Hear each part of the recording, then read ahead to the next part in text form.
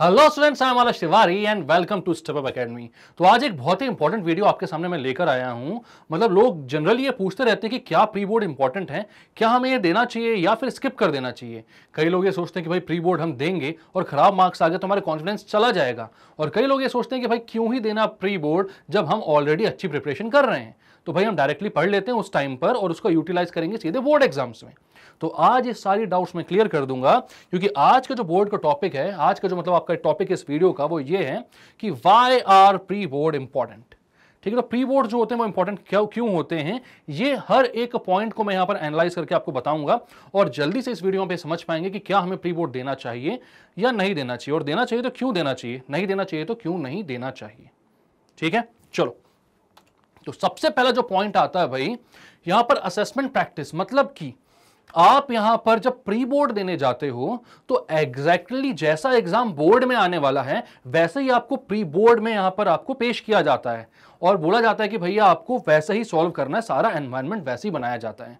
और आपको एक बात और बता दूं, यहां पर थोड़ा सा ज्यादा टफ एग्जाम का लेवल रखा जाता है ताकि आप अच्छे से प्रैक्टिस कर पाओ, जो भी आपने यहां पर पढ़ा है उसको यहां पर देख पाओ कि हमने जो भी पढ़ा है वो किस लेवल तक हमने ठीक किया हुआ है, क्या हम अभी बोर्ड्स के लिए तैयार हैं या फिर नहीं है। तो यहां पर आप जब प्री बोर्ड दोगे तो सबसे पहली बात तो यह कि आप पूरा सिलेबस वहां पर कवर हो जाएगा, आप वही सिलेबस का एग्जाम दोगे जो आप बोर्ड में देने वाले हो, और उसके बाद वहां पर जब क्वेश्चंस आप सॉल्व करोगे उसी एनवायरनमेंट में सॉल्व करोगे, उतने ही टाइम में सॉल्व करोगे, तो पूरी की पूरी जो प्रैक्टिस है आपकी वो बोर्ड की हो जाएगी। तो ये कैसा होगा ना कि जैसे आप एक वार्म अप मैच खेलते हो एक एक्चुअल मैच के पहले, कभी भी आपने देखा, या फिर एक्सरसाइज करना है आपको, आप थोड़ा सा वार्म अप कर लेते हो, तो ये जो प्री बोर्ड्स होते हैं just like the warm up वैसे ही होते हैं। ठीक है, तो यहां पर आपको एक पूरा पूरा समझ में आ जाएगा, एक अच्छी पिक्चर आपकी क्लियर हो जाएगी कि भाई बोर्ड में हमें एक्चुअल में कैसे एग्जाम से पाला पड़ने वाला है। ठीक है, तो सबसे पहला और बहुत इंपॉर्टेंट पॉइंट है ये कि यहां पर आपको अच्छे से सारी प्रैक्टिस हो जाएगी कि कैसे एनवायरनमेंट में कैसे क्वेश्चंस हमें यहां पर सॉल्व करने हैं। नेक्स्ट पॉइंट होता है सेल्फ इवैल्यूएशन। अब सेल्फ इवैल्यूएशन का क्या मतलब हुआ भाई, बोर्ड जब देकर आ जाओगे उसके बाद इवैल्यूएट करने का कोई मतलब नहीं, क्योंकि जो रिजल्ट है वो आ चुका है, अब आप उसको चेंज नहीं कर सकते। लेकिन जब प्री बोर्ड आप देकर आते हो तो आपके पास टाइम होता है, अगर आपने कुछ गलती कर दी तो आप उसको इवैल्यूएट कर सकते हो कि मैंने कहां पर गलती कर दी थी, मैंने किस टॉपिक को ज्यादा टाइम दे दिया, किस टॉपिक को ज्यादा वेटेज दे दिया, और क्या गलत कर दिया, किसको कैसा लिखना चाहिए था, मैं नहीं समझ पाया। तो यहां पर जब आप प्री बोर्ड देकर आओगे तो आपको हर एक चीज क्लियर हो जाएगी कि नहीं भैया यहां पर इसको ऐसा नहीं लिखना, इसको ऐसा लिखना चाहिए था। तो पूरा पिक्चर क्लियर हो जाएगी कि किसी क्वेश्चन का आंसर कैसे देना है, उसके मार्क्स आपको कैसे मिल सकते हैं। तो आपके पास उसके बाद टाइम होगा कि बोर्ड्स तक अपनी जो भी मिस्टेक की है उसको आप रेक्टिफाई कर सको। ठीक है, इसके बाद पॉइंट आता है स्टडी स्ट्रेटेजी रिफाइनमेंट। अब इसका क्या मतलब हुआ यार, स्टडी स्ट्रेटेजी रिफाइनमेंट, ये क्या हो गया? तो इसका मतलब ये होता है कि आपने कोई ना कोई स्टडी स्ट्रेटेजी बनाई हुई होती है। ठीक है, कि भैया पहले हम ये पढ़ेंगे, उसके बाद ये पढ़ेंगे, देन हम उस क्वेश्चन की इतनी प्रैक्टिस करेंगे, इसको इतना टाइम देंगे और खत्म कर लेंगे सारी चीजें। अब क्योंकि प्री बोर्ड में पूरा सिलेबस आता है तो आपको उसके पहले भी सारी ही चीजें खत्म करनी होती हैं। तो आपकी जो स्टडी स्ट्रेटेजी है वो वहां पर पूरी तरीके से टेस्ट हो जाएगी कि क्या आपने सही प्लानिंग की थी या फिर कहीं पर कुछ गड़बड़ी हो गई, कुछ चीज छूट गई गलत।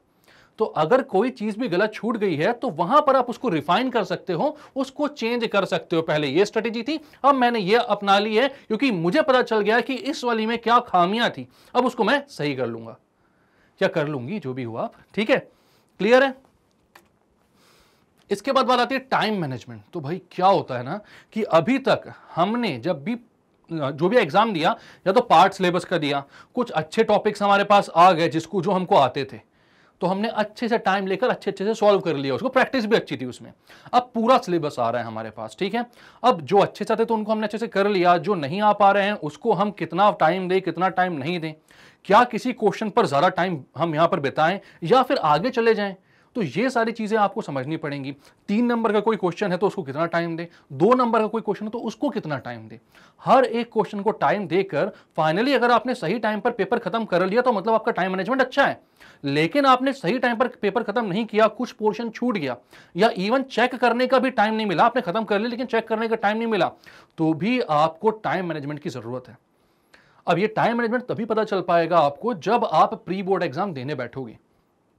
कई सारे स्टूडेंट्स बोलते हैं कि प्री बोर्ड देने से अच्छा है सर हम एक्चुअल में वैसा ही का वैसा एग्जाम जो होगा वो घर पर बैठकर सॉल्व कर लेंगे, बिल्कुल ईमानदार रहेंगे खुद के साथ। नहीं हो पाता यार ऐसा। घर पर बैठोगे तो घर का एनवायरनमेंट रहेगा, स्कूल का या वैसा एग्जाम वाला एनवायरनमेंट नहीं मिल पाएगा। और उस पर फिर आप कितने ईमानदार हो, कितनी बार उठकर वॉशरूम जा रहे हो, पानी पी रहे हो, भाई पॉसिबल नहीं कि एग्जैक्टली वैसा ही आपको एनवायरनमेंट मिल सके। तो प्री बोर्ड जस्ट रेप्लिका होते हैं बोर्ड्स के, तो इसको देना बहुत जरूरी होता है। टाइम मैनेजमेंट एक बहुत बड़ा और बहुत इंपॉर्टेंट पॉइंट है यहां पर, ठीक है। अब बात आती है आपको रिड्यूसिंग एग्जाम एंजाइटी। 10th वाले बच्चे होते हैं ना, पहली बार बोर्ड देने जाते होते हैं तो उनको डर लगता है कि पता नहीं क्या है यार ये बोर्ड। बचपन से सुनते आ रहे हैं, मतलब 10-12 साल हो गए पढ़ते हुए हमको, और बोर्ड एग्जाम आएगा तो ऐसा होगा। बेटा बोर्ड में समझ में आएगा तुमको, अब देख लेना यहां तो पास हो गए, बोर्ड में नहीं हो पाओगे। ये सारी चीजें सुनते हुए उनको ये लगता है कि यार बोर्ड एग्जाम पता नहीं क्या है, ऐसा हुआ है जिसको हम क्लियर ही नहीं कर सकते। हमें नहीं समझ में आ रहा कि जब बैठेंगे हम तो एग्जाम दे पाएंगे कि नहीं। तो उसकी प्रैक्टिस ही तो प्री बोर्ड है। अगर आपने एक बार प्री बोर्ड दे दिया तो आपको समझ में आ गया कि ऐसा ही एग्जाम ऐसे ही माहौल के साथ हमें देना है बोर्ड में।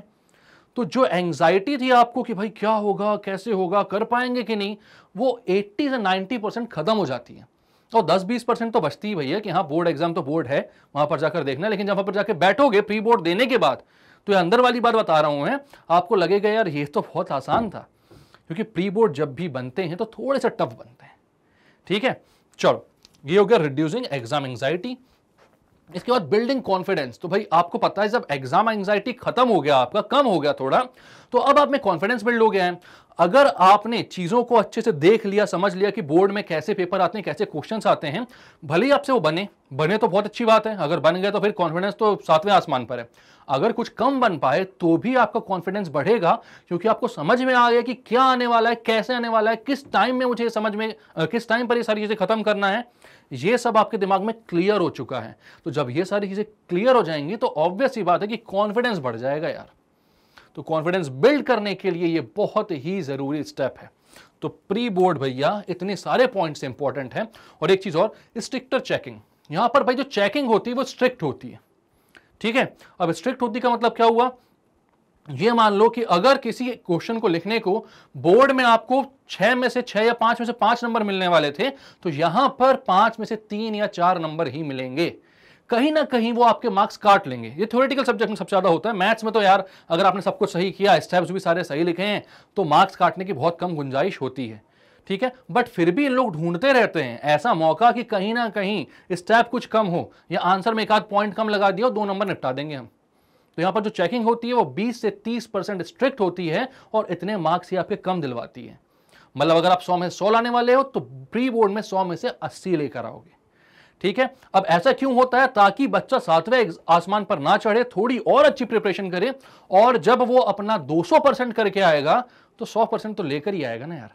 तो इसलिए स्ट्रिक्ट चेकिंग होती है। तो ये भी बहुत इंपॉर्टेंट और बहुत अच्छा एक पॉजिटिव पॉइंट है, ठीक है। तो अब क्या आ रहा है भाई, नो वेयर यू स्टैंड। मतलब कि अगर आज आपसे एग्जाम ले लिया जाए तो आपकी प्रिपरेशन कहां पर है, कहां तक पहुंची है, आज आप कहां खड़े हो।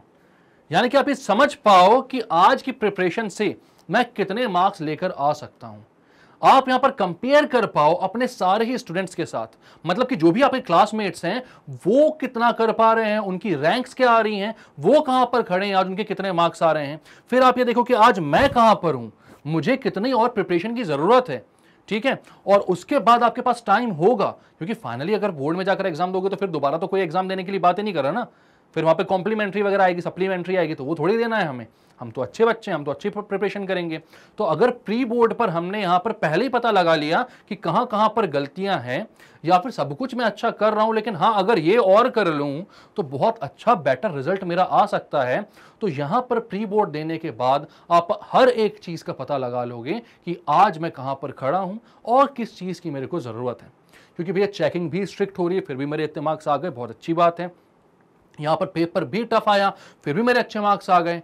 अब जाकर जब मैं बोर्ड दूंगा तो हाँ मुझे बोर्ड देने का जो एक्सपीरियंस है वो पहले मिल चुका है, और मैंने 200% की अगर तैयारी कर ली है तो मैं 100% तो लाऊंगा, ठीक है। लेकिन आज अगर मुझसे एग्जाम लिया जाता तो मैं कहां पर हूं, ये एग्जैक्ट आपको कहां से पता चल जाएगा, प्री बोर्ड देने के बाद।